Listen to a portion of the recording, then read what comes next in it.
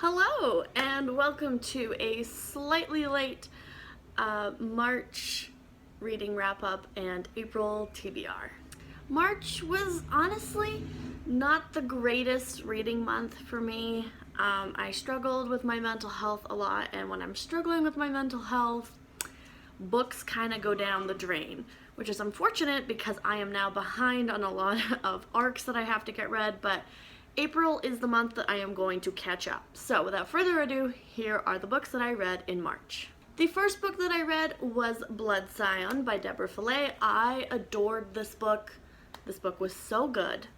So good. I actually have a reading blog and a mini review on my channel if you want to go check that out for that book.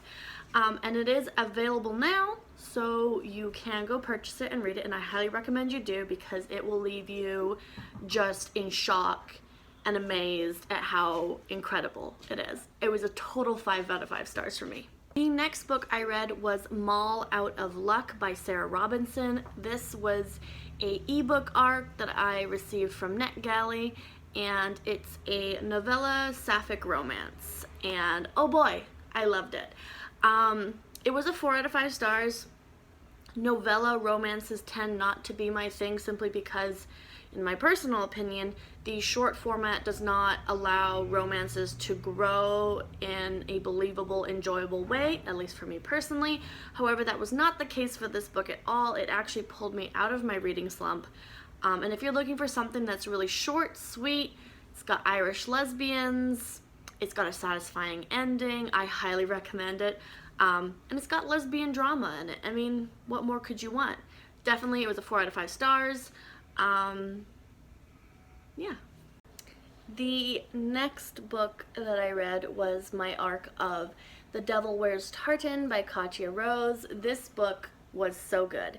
It is a sapphic enemies to lovers / rivals to lovers romance set around a Highland dancing competition.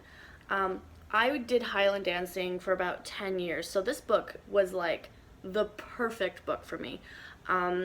It brought back so many beautiful, wonderful memories of Highland dancing and the lifelong friends I made.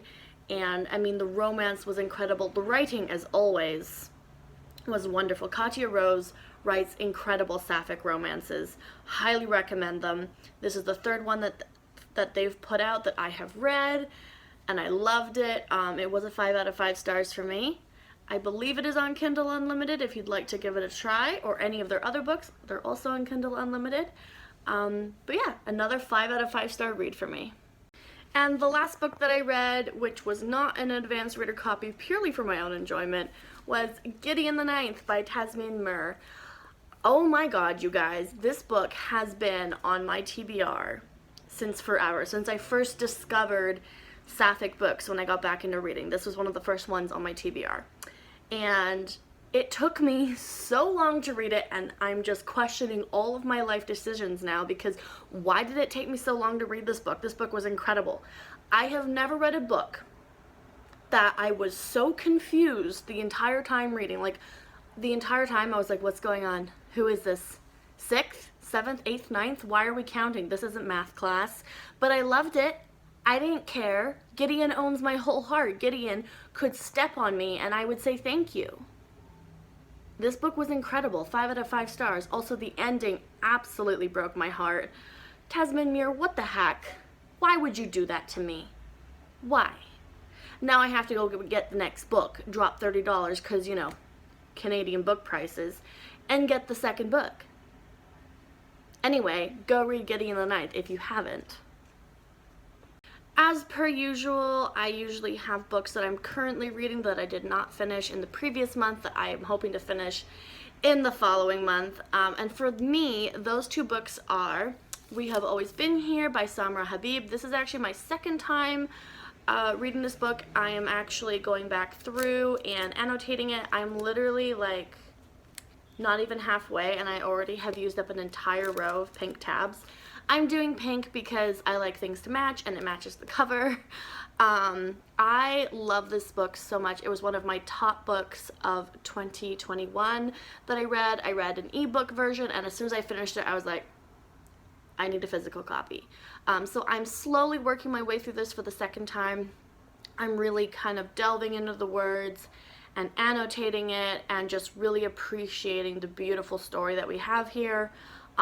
If you're looking for some amazing queer sapphic Muslim representation, amazing nonfiction story, highly, highly recommend. Like, if you're gonna read any queer nonfiction book, it better be this one. It better be this one. Fucking read this book. Read this book. And the next book is The Unbroken by C.L. Clarke. I'm about that far through, 200 pages in. I'm loving it. This is the last book in the Sapphic trifecta that I have yet to read. I've read She Who Became the Sun and I read The Jasmine Throne. And when I am finished this, I will be doing a whole video on the Sapphic trifecta. But so far, this book is so good. The political intrigue, like the different sides, the difference between the colonizers and the colonized. It's just an epic, rich fantasy. I mean, C.L. Clarke, I follow them on Instagram. Amazing. I can't recommend this enough so far. I mean, I'm not even finished it, and I'm just like, oh my god, how did it take me this long to read this book? I bought this book last year, and I'm only reading it now. Why did it take me that long? I'm regretting everything. I should have read this way earlier. But yeah, I can already tell this is going to break my heart. But I'm loving it. So hopefully I will finish this in April. Actually, I know I will finish this in April because I'm getting through it pretty fast. I'm buddy reading it with a friend, and when I buddy read books, I tend to go through them pretty quickly. And also, it's so mesmerizing that I just want to spend all my time reading it, so it shouldn't take me too long to finish. And next, I have my notebook because I'm going to be going through all of the books that I need to read in April. And we have a whole list. My TBR, my nonfiction TBR. Let's get started. So this is in order of priority. So from the top, like, need to finish ASAP, to the bottom, like, you know, not like super top priority. So number 1 is One for All. This is an arc. It's a retelling of the Three Musketeers. It has a disabled protagonist. It has sapphic queer side characters. I'm listening to an audiobook. Me and audiobooks are not friends. I will never again be requesting an arc of an audiobook because I just can't do it. I love the story, but audiobooks are just not for me. This is, I have written Past Due, because this came out at the beginning of March. So I need to finish this one ASAP. Again, it has nothing to do with the story. I love the story. It's just, audiobook is not the right format for me. Next, She Gets the Girl. I have an ebook arc of this. It's not technically past due yet because on the day of filming, April 5th, it's come out. I don't know if you can see it, but it's right there. I did go and buy myself a copy because I'm about like a quarter of the way through and I am loving it, so I went and bought myself a copy. The Life Giver, this is an arc. This is past due. When I requested this on NetGalley, I did not realize that it had already been published and I was requesting it after the publication date, and I got approved. So technically it's past due even though I've had it for less than a week. It's said to be similar to Priory of the Orange Tree. I have not read Priory of the Orange Tree, but I really want to. So we'll give it a shot.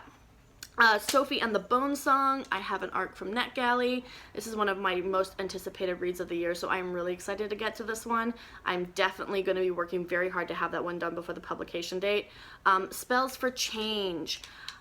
I love witchcraft. I'm a huge witch. You can actually see part of my altar right here. I am going to be doing some videos on witchcraft. And I don't know if any of you follow Chaotic Witch on TikTok, but they have incredible, very informative witchcraft videos, and they have a book, and I got an arc of it, and I'm very excited to read it. And then at the very bottom of the list is The Unbroken and We Have Always Been Here. I will finish those. And then I have my TBR nonfiction. I have written Ongoing because I don't think I'm going to finish any of these this month. This is kind of like, I take my time with nonfiction books, unless it's very urgent, very pressing, like if it's an arc. But number 1 is The Persistent Desire, the Femme Butch Reader. I am reading this, number 1, because it's very important for lesbian history and to understand the dynamics between lesbian relationships, like the femme butch relationship. I'm a femme in a femme butch relationship, so for me it's very important to know my history. And also, Lesbian Visibility Week is coming up, and I would like to be able to do a post about it and talk about it and some other really historically important lesbian books. And then I have 3 witchcraft books, which you can see behind me right there. Tarot for Change, The Crooked Path, and Ancestral Tarot. Now these books are taking me a while to work through because they aren't just books that you just kind of sit and read. Ancestral Tarot is kind of a workbook, so it's going to take me at least a solid year to get through. I will give updates as I go along. So for Ancestral Tarot, I did the beginning spread with my tarot cards. It went really well. I'm really loving this approach to working with ancestors. I'm very excited. I'm already having very good experiences with it, and I've barely even started. So if you're looking for a good book on ancestors in tarot, I definitely recommend that one so far. I will give updates though. The Crooked Path is about traditional witchcraft. It's very interesting. I am not a traditional witchcraft witch. I'm eclectic. I kind of pull from a lot of different paths, although I do consider myself Celtic pagan, Celtic witch. And Tarot for Change is kind of one of those books that's very heavy in a good way. It's not like super confusing and hard to read. It's just one of those ones where you read a little bit and you kind of sit with it and think about it. So those 3 books I will definitely probably be reading for at least the next couple months. So they're not like high priority or anything. But yeah. And there you have it, folks. That is all the books I read in March, all 4 of them, and my extremely ambitious TBR for April. Wish me luck. I wish all of you luck with your TBRs, and I will see you in the next video.